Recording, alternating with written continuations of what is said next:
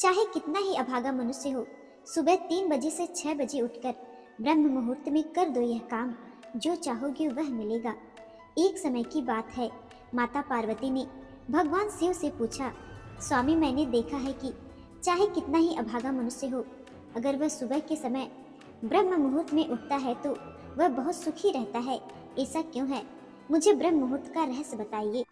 तब भगवान शिव ने कहा, हे देवी, मैं आपको इस प्रश्न का उत्तर एक कथा के माध्यम से बताऊंगा।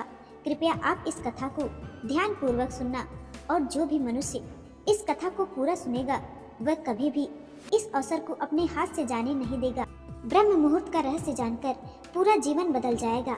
भगवान शिव कथा को सुनाना प्रारंभ करते हैं और माता पार्वती जी से कहते हैं, बहुत समय पहले की बात है, काशी में दीपक नाम का एक लड़का रहता था।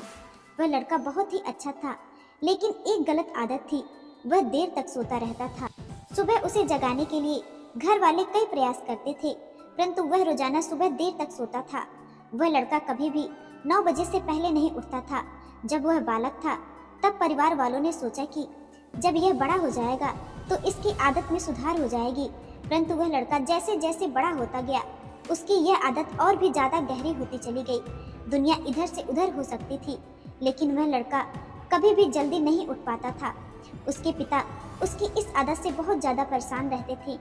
उस लड़के को ढेरों नकारात्मक शक्तियों ने घेर लिया था। वह सभी को पलट कर जवाब देता था और दिन भर उदास रहता था। इसका असर उसके स्वास्थ्य पर भी पड़ रहा था। जब उस लड़के को यह पता लगा कि उसके सारे मित्र सफलता को प्राप्त कर चुके हैं, तब वह और भी ज्यादा चिंतित हो गया और ईश्वर को कोसने लगा। वह बार बार यही कहता था कि मेरी किस्मत ही खराब है, परंतु उसके पिता अच्छी तरह से जानते थे कि उस लड़के के असफल होने के पीछे के क्या कारण है। भगवान शिव ने कहा, हे देवी, फिर एक दिन की बात है, उसके पिता को किसी सन्यासी के बारे में पता चला। उसने तुरंत अपने बेटे की समस्या को लेकर उस सन्यासी के पास जाने का निर्णय लिया। सन्यासी को बेटे की आदतों के बारे में बताया और सन्यासी ने कहा कि कल आप अपने बेटे को इस आश्रम में आने को कहिए। फिर उस लड़के का पिता अपने घर की ओर चला गया। उसे पता था कि अगर वह सीधे तरीके से अपने बेटे को सन्यासी से मिलने के लिए कहेगा तो वह कभी तैयार नहीं होगा। उसने अपने बेटे को अपने पास बुलाया और कहा, तुम्हारे सारे मित्र जीवन में सफलता प्राप्त कर चुके हैं, क्या तुम सफल नहीं होना चाहते हो? लड़के ने उत्तर दिया कि जरूर पिताजी, परंतु जब भी मैं अपने मित्रों से उनकी सफलता का रहस्य पूछता हूँ तो वह मुझे कुछ नहीं बताते हैं। उसके पिता ने कहा कि मुझे यह रहस्य पता चल गया है कि वह सभी क्यों सफल होते जा रहे हैं। तब उस लड़के ने बड़ी उत्सुकता से पूछा, क्या पता चल गया है पिताजी? कृपया करके आप मुझे बताइए। उसके पिता ने कहा कि कल सुबह तुम्हें एक सन्यासी के आश्रम में जाकर उनसे मिलना है। यदि तुम वहां पर समय से पहुंच गए तो वह सन्यासी तुम्हें ऐसा मंत्र बताएंगे जिससे तुम सफल हो जाओगे, परंतु एक समस्या है। लड़के ने कहा, पिताजी, मैं कल पूरी रात जागता रहूंगा और सुबह सन्यासी से मिलकर आऊंगा। उसके पिता ने कहा कि ठीक है, तुम वहां जाकर उस सन्यासी की आज्ञा को मानना।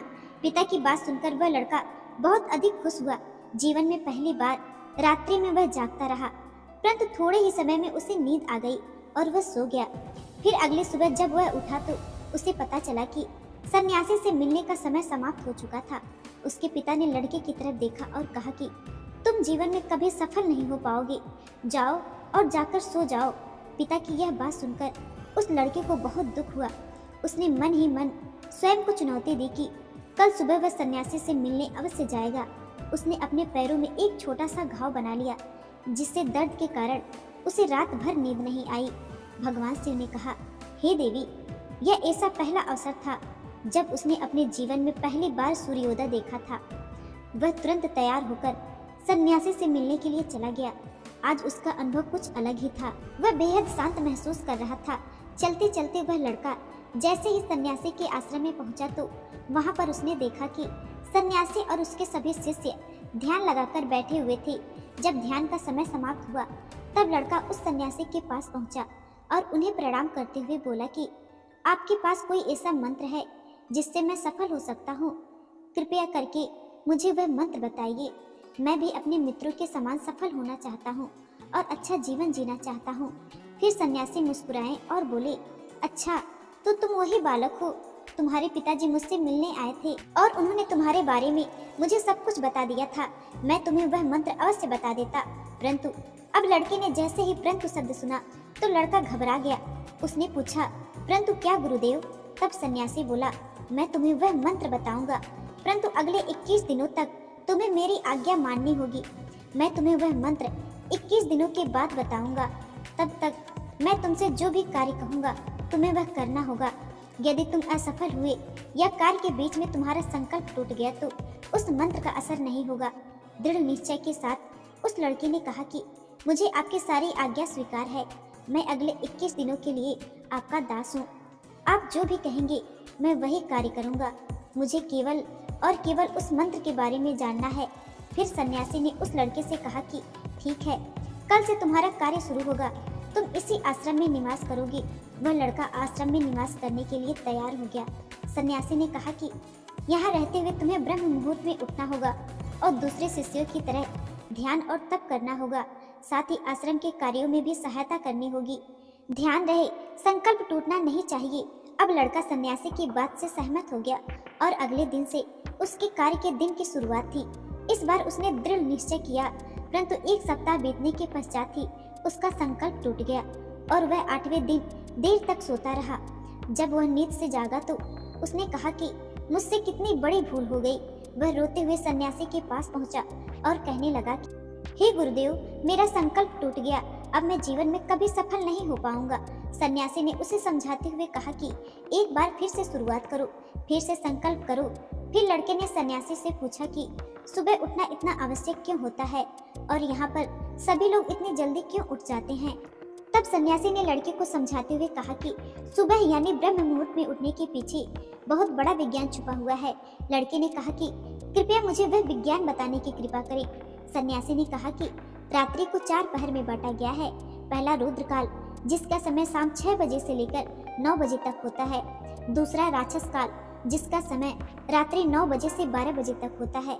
तीसरा गंधर्व काल, जिसका समय रात्रि 12 बजे से 3 बजे तक होता है।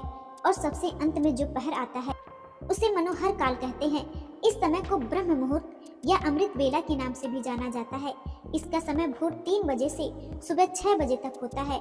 यह वह समय होता है जब पूरे संसार की नकारात्मक शक्तियाँ निष्क्रिय अवस्था में होती हैं और सकारात्मक शक्तियाँ सक्रिय होती हैं। ब्रह्म मुहूर्त अर्थात देव मुहूर्त। ब्रह्म मुहूर्त का अर्थ देवताओं का समय होता है। भगवान शिव ने कहा, हे देवी। वह सन्यासी आगे कहता है, इस समय देवता धरती पर विचरण कर रहे होते हैं और जागृत मनुष्य पर उनका बड़ा ही सकारात्मक प्रभाव पड़ता है। ब्रह्म मुहूर्त ऐसा समय होता है जिसमें मनुष्य का मस्तिष्क बिल्कुल खाली होता है, जिसमें किसी प्रकार के कोई विचार नहीं होते हैं। और जब इस समय व्यक्ति अपनी पुस्तक खोलकर पाठ का अध्ययन करते हैं तो उन्हें सब कुछ जल्दी जल्दी भी याद होता है और यह लंबे समय तक याद रहता है। यह ऐसा समय है जिसमें हम ज्ञान को समझने का प्रयास करते हैं।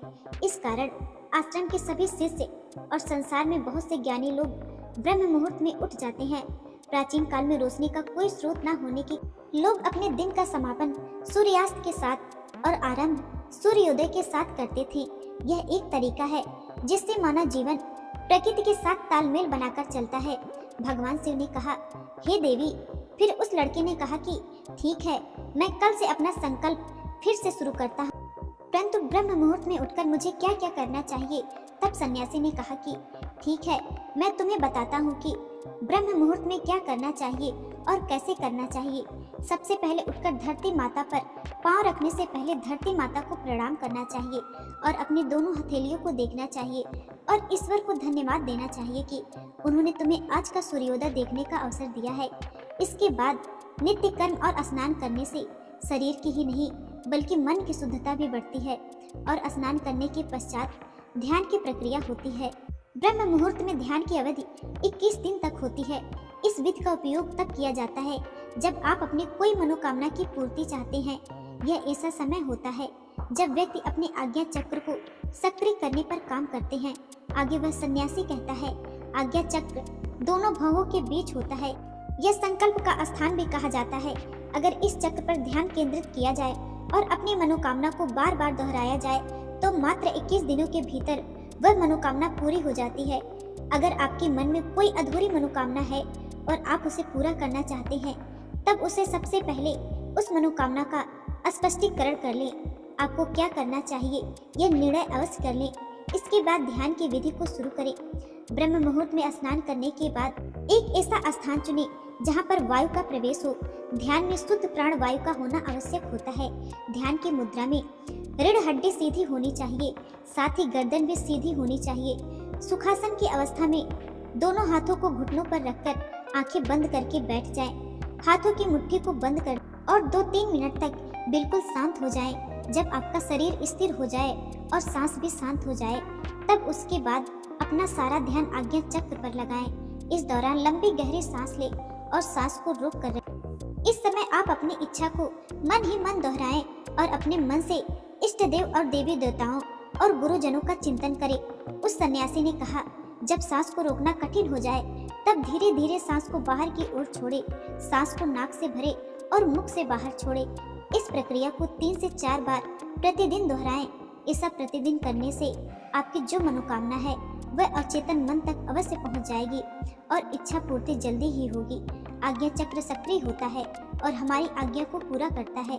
सांस को रोक कर रखने के दौरान शरीर में आपातकाल की स्थिति हो जाती है, जिससे कि आप बेकार की बातें सोचने और विचार करने से बचते हैं।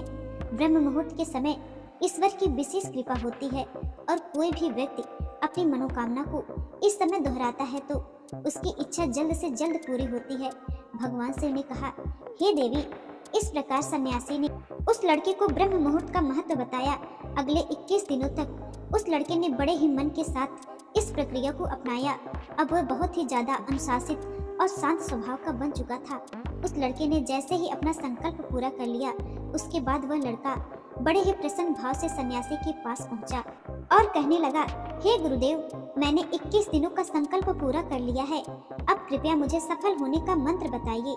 तब उस सन्यासी ने मुस्कुराते हुए कहा कि पिछले 21 दिनों से जो अभ्यास तुम करते आए हो वही तुम्हारी सफलता का मंत्र है।